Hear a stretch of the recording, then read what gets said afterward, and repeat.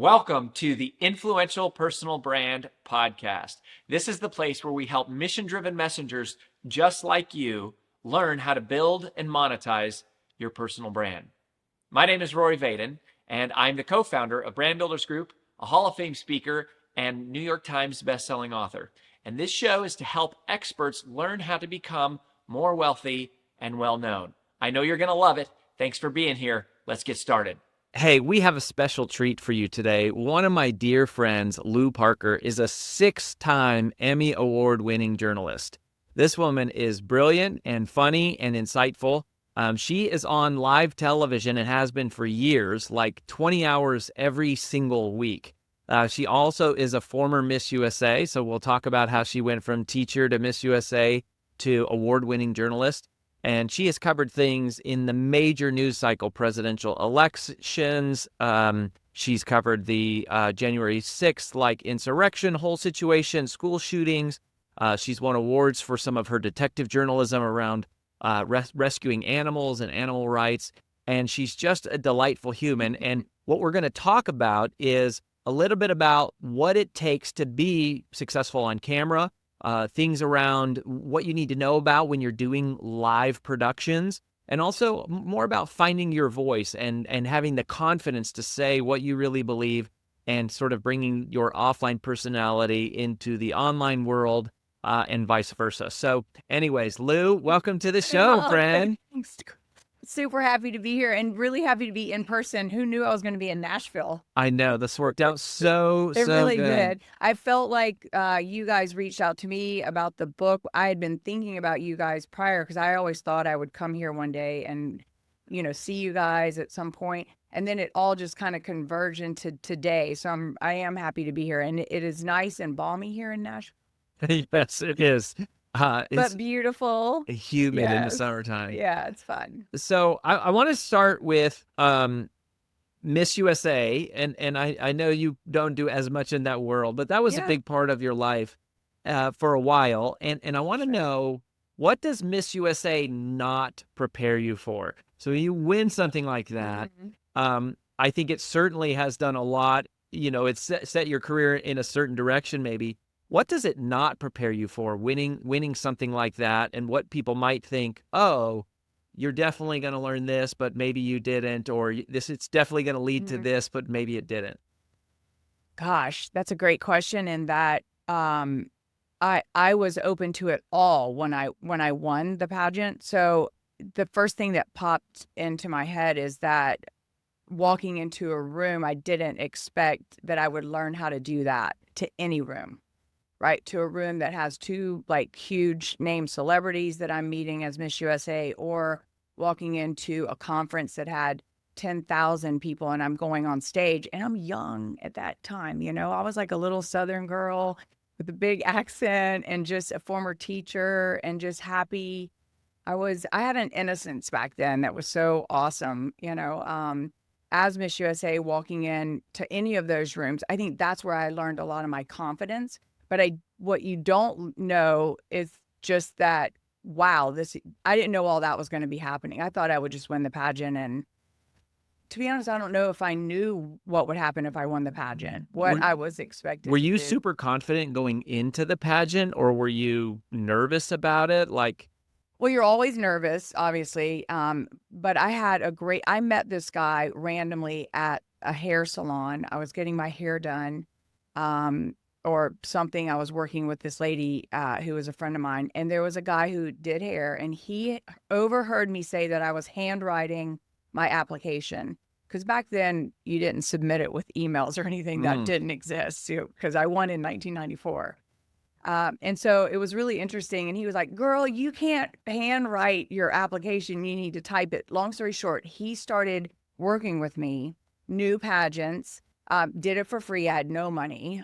He just wanted to be a part of it. And he ultimately taught me manifesting, right? Like, he didn't know he was teaching me manifesting, but I had confidence going into that pageant so much, Miss South Carolina and Miss USA, and ultimately competing at Miss Universe as Miss USA, because he said, and I remember it always sticks with me. He said, when you leave this house, when I was a teacher, he said, when you leave this house and you go to the post office box, if you go to school to teach, if you're going to the gym, you walk out with a crown already on your head, right? You already are Miss USA. Just know that, feel the crown on your head. And so that is what gave me the confidence. So when I was, and you're not there to win Miss Congeniality too, because I want to be like, you're not there to win Miss Congeniality. You're there to win the pageant, right? Which was a little bit of a struggle for me because I had to stay super focused and not get diverted by having fun. But I did, to answer your question, I did have a lot of confidence and was nervous because you're on stage. But you were embracing that identity from before it happened, Yes. which I think is something we see consistently, whether that's in sports or going to war or becoming a best-selling author or a world-renowned speaker. It's like, if you can't see it in your mind first, the likelihood of it ever happening in real life, to me, is like less than zero. Like, it never accidentally happens. I never meet someone who has competed on a global stage or a national stage like that and then not say, like, I saw it first. It's almost like you have to believe it in your mind before it can ever become a reality. So did you also see that about TV? So did you see yourself like, ooh, I'm going to be a journalist. I'm going to be on TV, like in one of the biggest markets in the world, like Los Angeles? Like, did you always see that, or was that more accidental? 100% not. Oh, it was accidental. okay. And back to your original question, that is probably the answer, is that what I didn't see that was going to happen by winning Miss USA was that I was going to become a journalist, because I had no idea I would ever be in TV or want to be in TV. Like, that was so off my radar, 100%, but it was in the cards. I was living in LA because when I won Miss USA, they moved you to Los Angeles. So I was living there for the year, fell in love with California, lived for a year as Miss USA, then you have to give it up. And then I stayed in LA and started doing like dilly-dallying acting classes. And I was a horrible actress. Like, I hated it. I was horrible. Like, I'm so embarrassed that I even like took classes. But I had an agent at the time who was, sending me out on all these acting things. And she said, hey, and there were these trades that you can look at where jobs are available, again, on paper, not online. And it said there's an education reporter's job available at the CBS affiliate in Charleston, South Carolina, where I'm originally from, and who had also followed me to the Miss USA and Universe pageant. Now, did they create that to entice me? Did it just appear because that was my path? We'll never know. Went back to interview with them and 3 times and told them no 3 times because I didn't want to leave LA and I didn't want to come back. So I was like, if I come back, but I ultimately talked to my acting coach at the time, and he said, and this is great advice as well, just in general. He said, as long as you're on camera, you're working, right? So no matter what it is, you're working, right? As opposed to sitting out here. Now, he could have given me a different answer. He could have said, stick it out here a little bit longer. I probably wouldn't have gone. So that advice, I was like, okay, he's right. At least I'll be on camera. And I moved back. And then, then ultimately you have to work years and years and years it took me 10 years to get back to LA. Yeah, that's interesting, because I think of like speaking, and it's like, even if you're practicing to the mirror, it's like, it's super valuable. You're going through the awkward motion of being in front of an audience, even if it's just you. Yes. And like those hours, those are reps. And, fast forward to the modern world, I think of the same thing. It's like, if you're a content creator, it's like, how much time are you in front of a microphone or in front of a camera? Because it's like, if you're not, how are people ever going to find, like, how are you ever going to get good? And then how are you ever going to produce enough content that people ever find you? Yeah, you have to do the work, even if it's ugly, right? Even if it's bad, even if you feel like, oh, you're just going to crawl out of your skin, right? I remember doing live shots outside of they were such easy stories, like literally so easy. And my heart rate would just be like, they'd be like 3, 2, and they'd point at me or whatever. And my heart rate it was, and I would flub it because I would memorize it. Another great point. I would memorize everything as opposed to knowing your message, right? What's the difference? So I was the only one on this story. No one else knew the story, so I'm the messenger, right, to tell the audience. So I don't need to memorize it. I just need to sort of have my format, like an outline, and then just tell the story. Like, hey guys, I've been here. You know, the school board meeting started at 5:30. They voted on A, B, C, and D, and here's what they had to say, and then toss to the story, right? I would have it like all set. So if I messed up one word, then Then it you'd was like freak out. literally, I wouldn't freak out, but there was always a pause because I wasn't good enough to pick it back up. Yeah. But it's a great point now is that don't memorize what you're going to say on social media, right? Just have a feeling for like I saw the interview you did with Nicholas. Is it Nicholas John? Yeah, Nicholas Nicholas John. Lubke, yeah. How he sort of he said, you know, he sits down and sometimes records them, but he likes to feel it in the moment, right? It's when you get that aha moment of like, oh, I need to share this, or I want to share this, or how Yes. beautiful was that? Sit down at that moment and either write it out, but more importantly, if you are on camera, get on camera and do it, right? Because then that's when the beautiful softness comes out, the emotion might come out, because it's your emotion, right? As opposed back to don't memorize it, because Mhm. people know when you've memorized something when it doesn't feel right. Yes. Now, for the longest time, TV was like the only live broadcasting. I mean, radio too. Yeah. But now all of us have a button that we can push to go live. You and I went live last week or a couple Mhm. weeks ago because you were helping us support us for our book Yeah, launch. we did on Instagram. And we went live. And so many people are terrified of going live, which I understand, right? As a speaker, which was like kind of my classic Mhm. trade, there is this like, you can't edit, right? Yeah. You're doing it. So how do you overcome the fear of being live, Mhm. knowing that like there's no editing this moment Mhm. in what happens here? Well, I'm very comfortable live only because, like you mentioned in the intro, I'm live every day for 4 hours a day. Like, and granted, it's me reading a prompter, but sometimes when breaking news happens, the prompter goes out of the room, right? So everything's live, earpieces, telephone calls, what we're seeing on the screen. Uh, and it's one of those things when we have a choice to tape something in TV or make it live. Same thing with Instagram. You can tape it or do it live. I always choose live. Really? I always choose live, and I always prefer my guests to be. I want to interview the guests live too, because what happens if you don't, the guest will say, they'll start talking and then they get in their head and they forget their thought and they're like, oh, wait, can I start over? Mm-mm. Right. They're Or trying to edit it as they're trying, saying it to yes. make it perfect. But when they know it's live, you got to pull. It's a muscle. So I think the more you go live, the better you get, even if you're not good in the beginning. Like I was horrible. And that's why I started in a small market, because you can mess up and not get fired. Then you move to a medium market and you're a little bit better, but you're still going to fumble because you're going to get a different type of story, right? Or now you're doing live interviews on camera, right? In the field at a shooting or something with a police officer.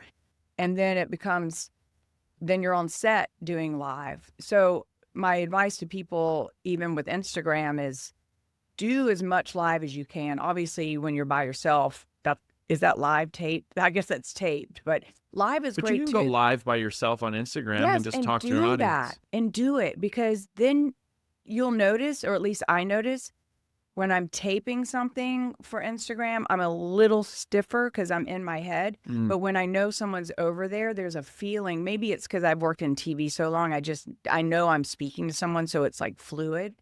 My blood pressure sort of goes down, and I become a little bit more real. Now, so on that, one of the things, I've been on national TV a couple times, and like I remember that. So like I was on Fox News morning, and it was so fast. Yeah. It was like a 4-minute segment, and it literally felt like 10 seconds. I Yeah. mean, I couldn't believe how fast it Yeah. went by. How do you get to the point quickly? How do you tell a story? Like, if you're doing a story, like you're saying, you might only have 2 minutes or something to tell the story.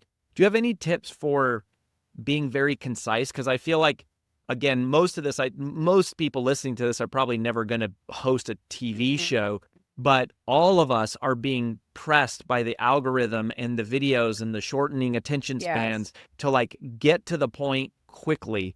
How do you do that, particularly in a live moment? A lot of stuff is coming up in my head.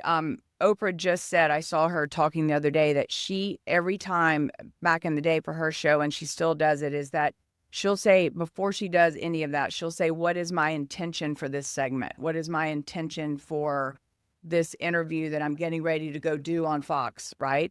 What is the intention? So set that, right? So you can always come back to that intention, almost like your book, come back to the purpose, right? Always come back to the purpose. And then with us, with TV, and it's bled now into Instagram, is that you want to get everyone's attention within the first 3 to 7 seconds, right? Mm-hmm. So I learned as a journalist when I was in the field writing stories, I always led with my juiciest soundbite, either emotion, like sadness, someone crying, unfortunately, or someone laughing, or the sound of like kids in a playground, whatever it was, because you want to grab them. You don't want to just start with, today we were on the playground and it was fun, as opposed to like kids like, yeah, yeah, yeah.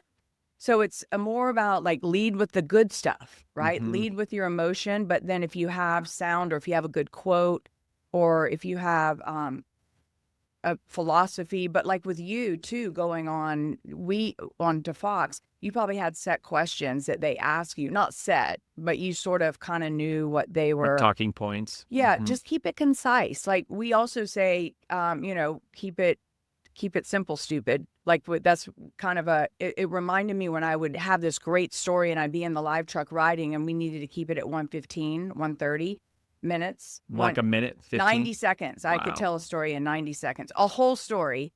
But sometimes I'd want to tell it in 1:54, but I knew 1:54 was too long and it actually felt too long.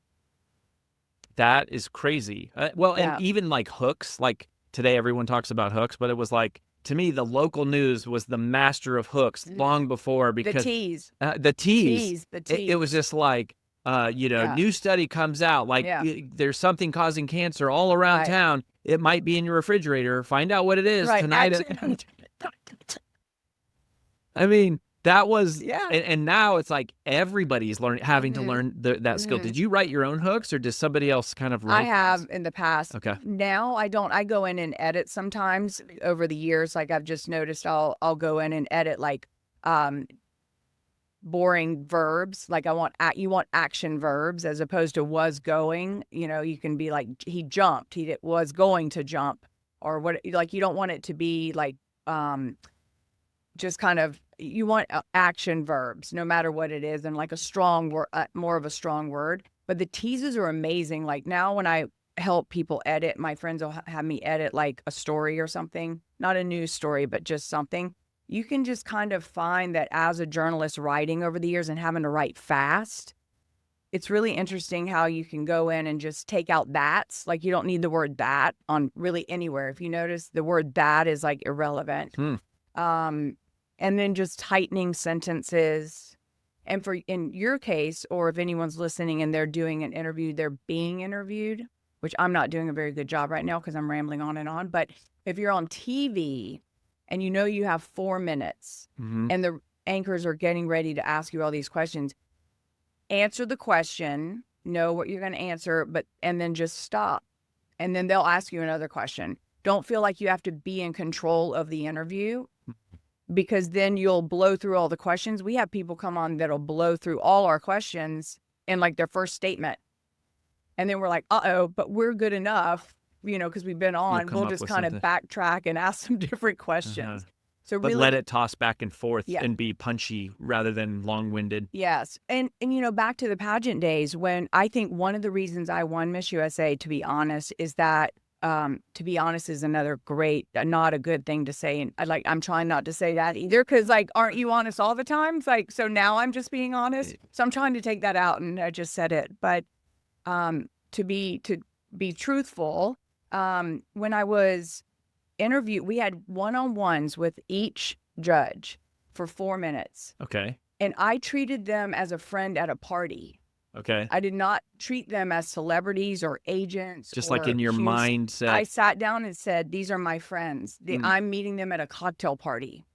Even though it was weird because some people were celebrities, right? And I was young and I really think, and I always ask them questions like about like, or if she had a hat on and then she started talking about her hat, or like I always put it back on them. So it's not always about you. Sure. Right. So that's always another great thing where make it feel like it's a conversation as opposed to answering the question, like answer the question, stop, answer the question, stop. Just don't ramble on. So I want to ask you about live TV debacles. Mm-hmm. What's the like, I know that you cover it up, right? Like when it's live, you have to recover. Are there any, or what is one that you can think of that was like, this is the most disastrous thing that ever happened to me on live TV?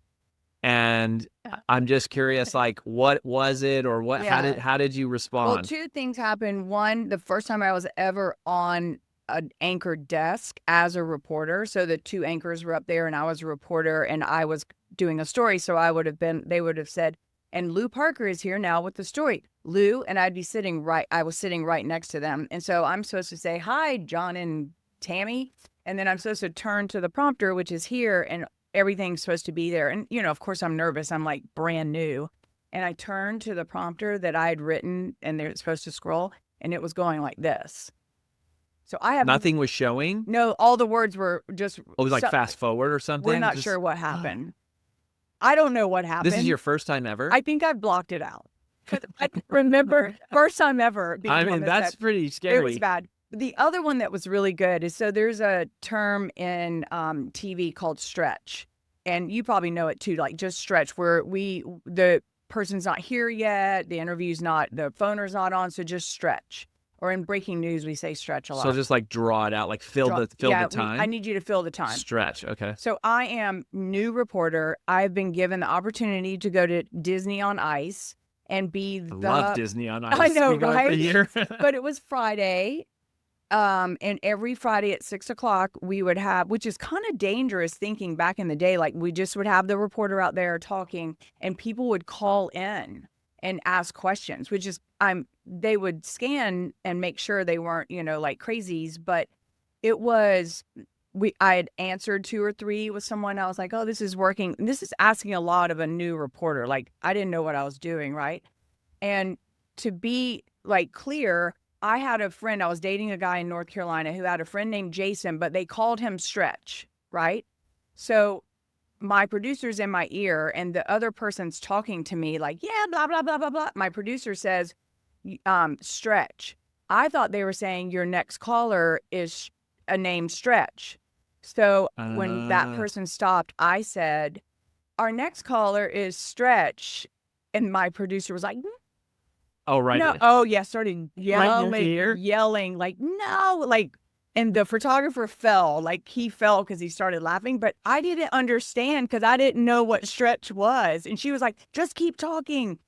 And so that I didn't live that down. I mean, that was like for many, many years.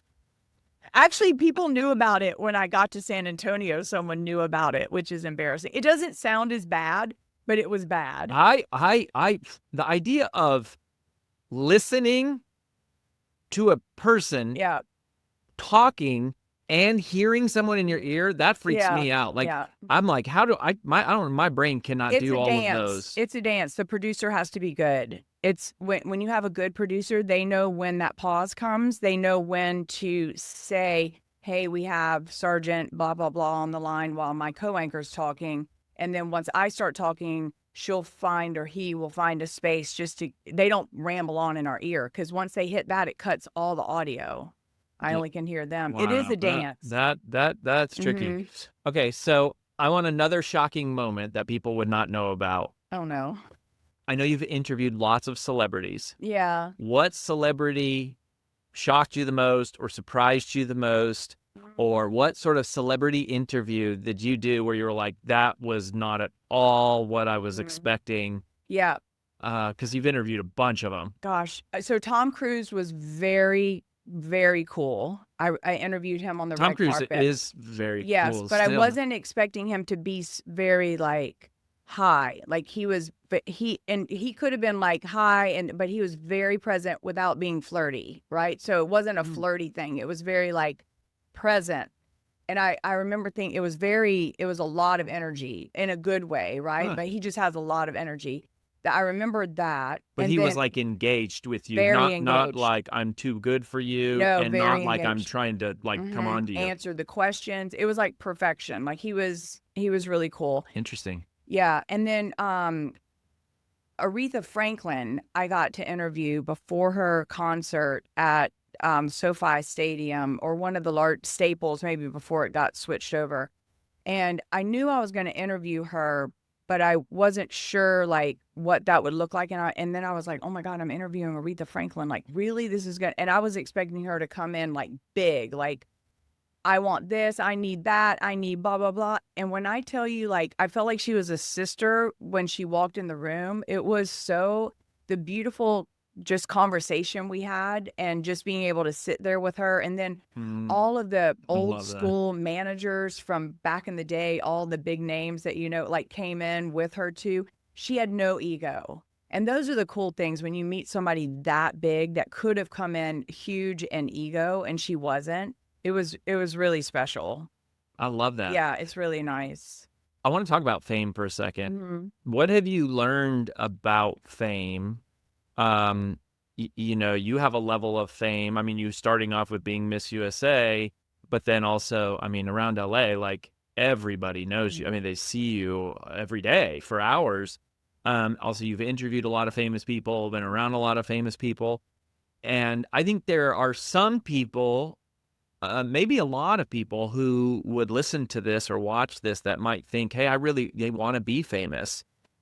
Is there anything that you would say to somebody who wants to be famous about what they should know about it, kind of going into that journey or pursuit? Yeah.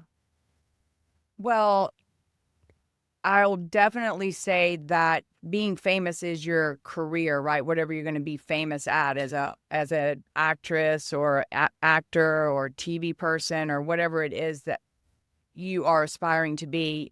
Ultimately, that's never you're going to get there, but that is not what's going to love you and fulfill you. It's really kind of crazy. I just heard a professional golfer talking about this yesterday, and I think it was Scheffler at a press conference. He And was like, talking about this. and I was like, yes, sir. I wouldn't have understood that 10, 15 years ago, but I get it now. Like, we pursue and pursue and pursue and pursue and pursue, and we're on a treadmill trying to, satisfy something or someone, ourselves or someone in the past, or our parents or whatever it is. But ultimately, whatever that is, does not love you. And so the advice is, yes, if you want to be famous, if you want to be, known, or win golf tournaments, or be in TV news, or have 1.1 million followers, again, those 1.1 million followers love you, but they're not going to be there at 4 o'clock in the morning for you if you need something, right? Just to remember to love and support the people around you, right? And never forget who you are, right? Don't sell your soul to be that. Because if you sell your soul to be that, then it's going to be empty at the top. I think Jim Carrey has a quote, something to the effect of like, I wish everyone could be rich and famous. Yes. Because then they would just know that it's not what's going to, bring their heart fulfillment. Right, because the heart fulfillment is you doing the work and getting quiet. The older I get, the more it's like getting quiet and finding finding the purpose, finding a spiritual practice, finding whatever that spiritual practice looks like, breath work, church, friends, getting quiet, loving you, right? Like always coming back to you, which we're not taught to come back to ourselves. We're always taught to be the external world will make us happy. But really, it's like that whole thing where like, I'm going to go to India to go search myself, but you're still with you. You're still with you. So you can find yourself in a closet in your house. If you get quiet enough and do enough work, you can really find yourself. And then when you get to the top or the middle or whatever your goals are in a relationship or wherever, you're more grounded, right? Because you love you and you're worthy. Yes. So you and I have talked a little bit about this. You shared an irony about yourself with me before we started, that you've used your voice your entire career to Mm-hmm. report the news, tell other people's stories, conduct interviews, but that there's an irony that sometimes you struggle to find your own voice in what does that mean exactly? And tell me a little bit about that. Like, what's that been like to I guess have some of that realization, and how do you find your own voice after making a career of like telling other people's stories? It's been a really long journey. And I didn't even know I didn't have my voice until it just hit me that had not been using my voice. And I think the more research I do on it, younger girls have their voice until around puberty and then to their 20s and like late 20s. And typically that's when we start to lose our voice because we either are told, in relationships or jobs or in society or wherever it is, that speaking up and taking space can be looked at as aggressive. It can be of like taking up too much room, or even I think the worst is like that it's not feminine to speak up. I was taught that, like not necessarily just by my parents. My parents are super supportive all through my life. But I think society and growing up in the South too, like be a good girl, be a sweet girl, don't cause any ruffles, So I grew up as a people pleaser, and I don't want to look like that person that's speaking up and using her voice. So granted, I was um successful and going up a path, I just wasn't using my voice, right? Then I started using my voice with animal advocacy. And I think that's where I started really getting out there and talking and like really helping the community. And then I was using my voice obviously through journalism, but it's different because you can hide, right? Because journalism is, I'm telling someone else's story. I'm not like speaking up Sure. for animals or speaking up for the community or speaking up for yourself. And then Did you run into that a lot in terms of like just being a female in TV and entertainment? I mean, there's this irony of like, hey, we want you to play this role, but mhm. also like not have too much power, not take up too much space. I mean, have you bumped into that in terms of just being a woman in a professional, like a very competitive environment? It is a competitive environment, and it's a dog eat dog environment. As long, I mean, a lot of professions are, but TV very much so because you're having to climb the ladder and push and pull, and I used to always tell the girls, like the younger girls, they would be like, well, they'd be concerned about someone coming in and their job getting taken, and I was like, you cannot look over your shoulder. You have to like always look forward as the female or male, but I again always go back to the female, but you have to look forward and look at your accomplishments. I did that during the pageant too, because all the girls that were around me were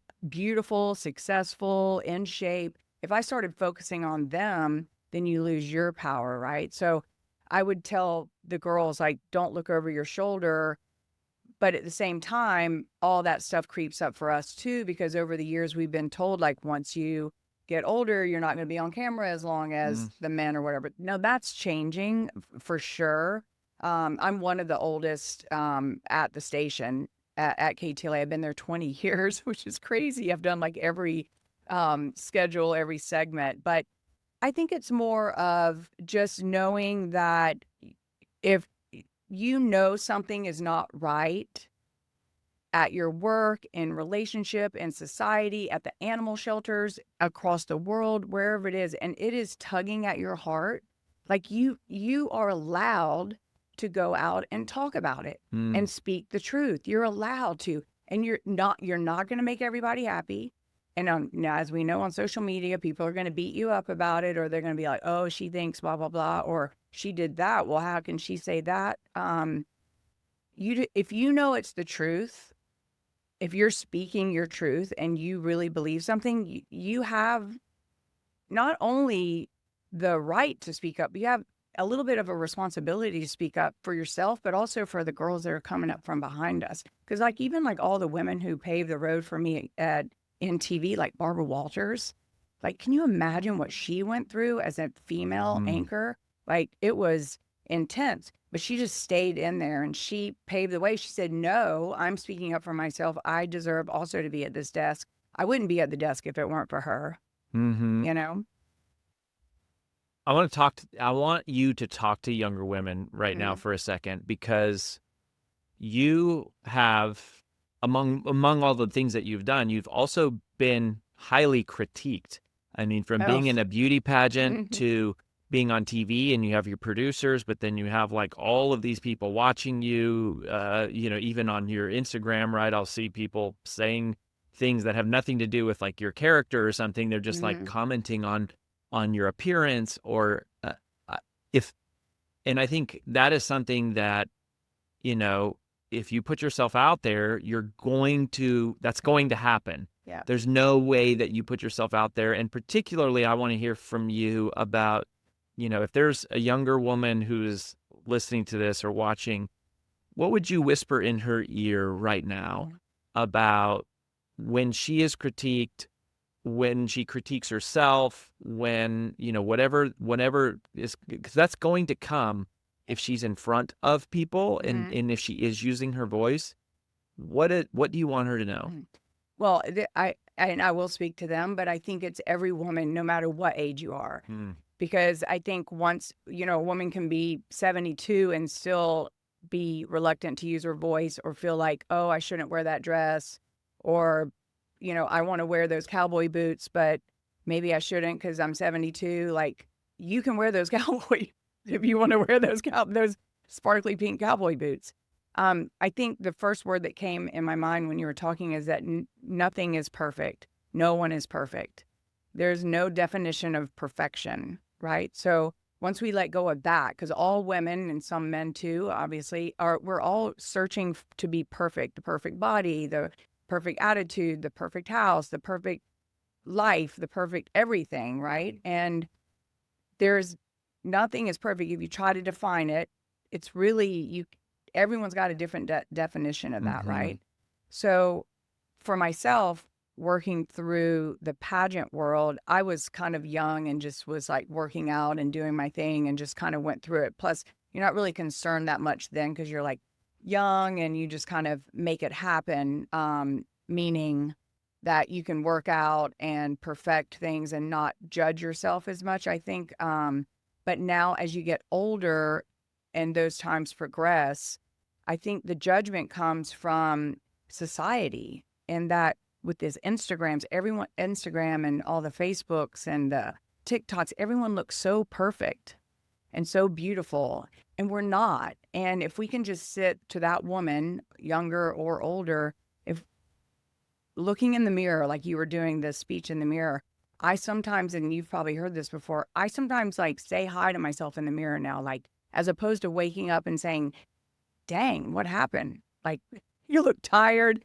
Your hair looks like hell. Did you gain weight last night? Or, because we say stuff like that, right? Like, and I shouldn't have done that. Now I need to, I'm going to look horrible on camera today, right? There's a lot of that pressure, as opposed to saying, good morning. Like, how'd you sleep last night?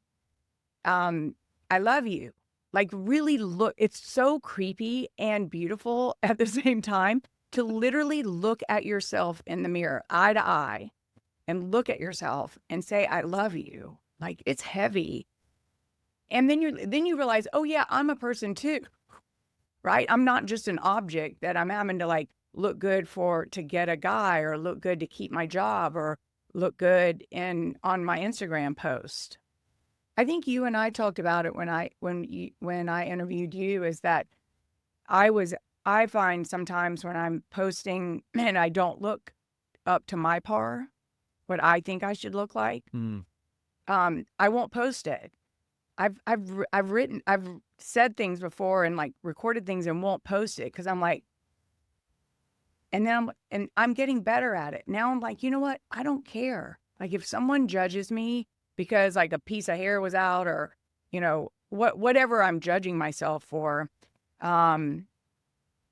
who cares anymore? Like, I've gotten to the point where I do care.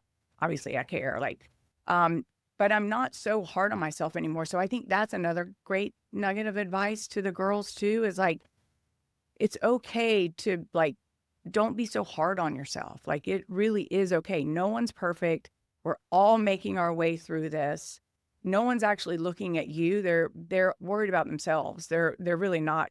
They might look at you for a second, but it's really, they're going to go back to themselves, what their issues are, you know? Yeah, I love what you said about the mirror too. Like I've noticed even with myself, it's like if I just sort of look vaguely at the mirror, Mm-hmm. I see my body. Yeah. But when I get close and I look at my Yes. eyes, like Yeah. everything fades away, and it's Yes. almost like I see my real self. Your soul, you see your soul. That's why they say the eyes are the window to the soul. And even like with interviewing too, like if I like literally look at you Mhm. and like look at your eyes right now, it's a more intense, because we're looking at each other. Because a lot of times people interview or talk, or just in general, we can be at a cocktail party, but we talk like this because Right. it is scary to go there. Right. Right. I did this really cool retreat one time, where up in Big Sur, and they had us sit with one of the people that were in our group or whatever. We had been there for 2 days, so I felt like I sort of knew the people, but I didn't. And we sat and we had to stare at each other for 4 minutes and not divert our eyes. And it is fascinating what happens. Even if you do it with someone you know, it's still going to be fascinating and Yeah. awkward. But you don't divert, and people laugh, then the tears come, or they get really quiet, and then, or it's more laughter because they're uncomfortable, Mhm. and then it's just quiet, and then there are a lot of tears, Mhm. right? But when you're done, you feel like you've actually seen someone, and that more important, they've seen you, Mm. right? So you've shared this really beautiful existence with each other. We don't do that enough in society, I don't That's think. amazing how much you can sense about how a person's really feeling when you look them right in the eyes. Mm-hmm. And if they won't look you in the eyes, Mm-hmm. that's always like, whoa, there's something going on. Like Mm-hmm. there's some really they're not steady enough to even look at another person. Yeah. And that's why I think, I don't remember where I heard this, but somebody I heard this story about, or it was somebody who was homeless, and they said what they miss most Mm. is having people look at them, Yes. right? Because See them. it's like they like, you see them and you look past them, Yes. and they're just like, Yes. nobody looks Mhm. at me. Yeah. Um, And to that point, one of the things I try to do, I don't always give money to the person, and if I have food or something in the car, like I've done things like that before, but I think even just when they're walking by your car or they're standing there, instead of ignoring them, like most people, like I'll either wave at them or look at them and smile, and they light up and smile right back. It's not gonna, I would say 99% of having, oh, that's an open invitation to come to my window, that I'm gonna, like give you something. It's just an acknowledgement of mhm. them. It is, that's so powerful. But I think we all need that. Yeah. So, and I want to also ask you, like on this topic of kind of like you brought up you interviewing a few times. I think another skill that's very much transferring from TV to like everybody is the skill of interviewing, Mm-hmm. because we are going live together on social. We're doing podcasts. We also have to interview our customers for testimonials and like Oh, true. sharing their stories.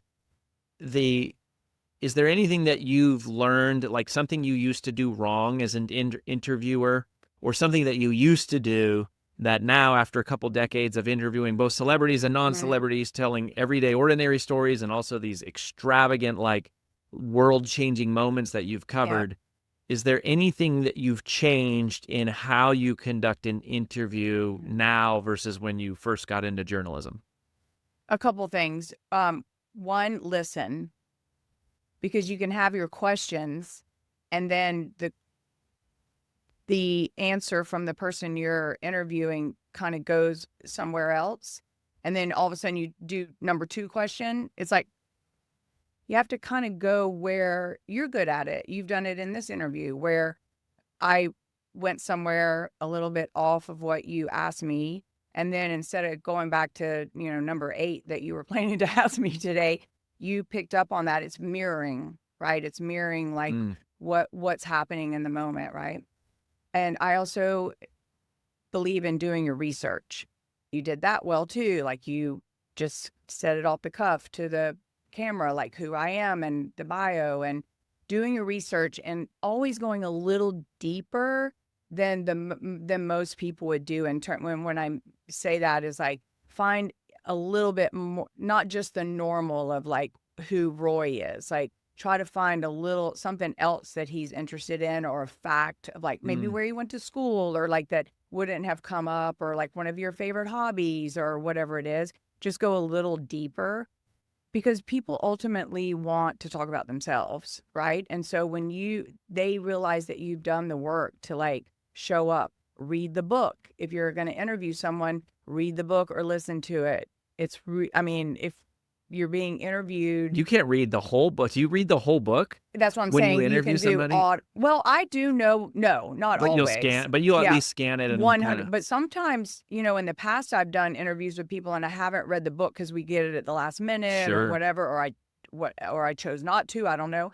It just doesn't feel the same. I love to go through it and know like at least what their concept are, the like top 4 concepts, and also just the vibe of it. But you can also listen to audio and hear their voice. Like just spend like an additional 20 minutes just getting a little vibe of who they are. We are so fast. Like we have 3 to 4 segments typically in a day. So like almost every show has a segment, and it's either like cooking or products, or the doctor will see you now. So a doctor comes on, or a wish kid segment where a family comes on, or we'll have a barbecue segment, or like, so it's like stimuli constantly, right? So back to your point of just get on camera, get on the microphone, because the more you do it, the more, or get on stage or talk in the mirror, because it's like reps, like pennies in a jar.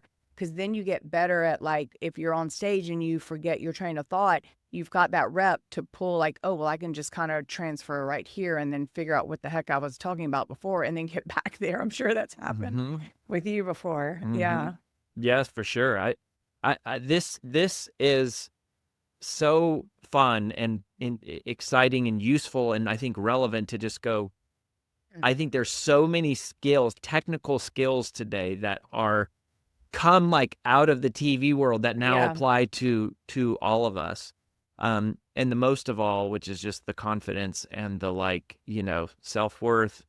Is there anything that I should have asked you that I didn't ask you, that you think is something that you go, I really want people to know this, or, here's something that, I've experienced that I think could be useful to a mission-driven messenger who's listening or watching?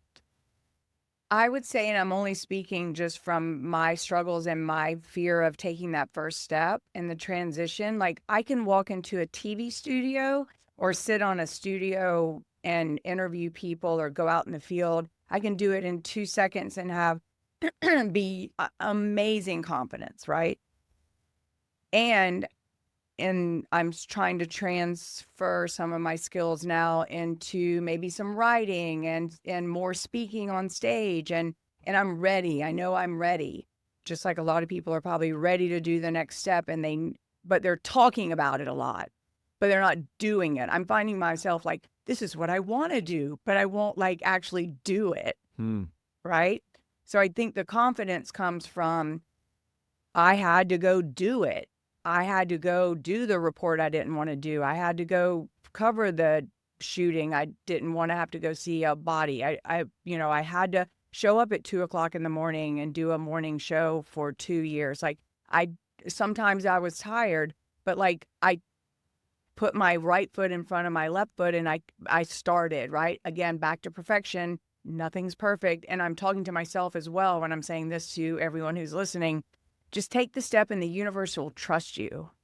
The universe, Jesus, I know in your world, like whatever the plan is, if you believe in yourself, even if you're shaky, just take that first step. And when you take that first step, the universe goes, oh, they're ready to move. And whatever that movement looks like is what it's supposed to look like. And it will happen. Mm-hmm. Well, Lou, you have been such a symbol of kindness and confidence to so many people and in my life. Thanks. And I've been honored to get to know you. Thank you for sharing some of these insights and, you know, some of these more candid moments from like behind the scenes that people may not know. Where do you want people to go if they want to stay connected with you and kind of follow you in your journey? I'm on Instagram, primarily. I'm getting on Substack soon, so I'm super excited about that if you're familiar with Substack. And I'm Lou Parker LA on Instagram. And yeah, I think that's the best place for now. It's just, that's where I'll probably be making any announcements or sharing my stories or whatever I'm doing. Yeah. Well, thank you for the kindness. Thanks for the insight. Thank you. My friend. Thank you for what you're doing, and congratulations on your book. Thank you. Yeah. Thank you You're so helping much. me take the first step. I love it. Yeah. I love it. Thanks. Well, we wish you all the best and we look forward to following you from here. Thanks.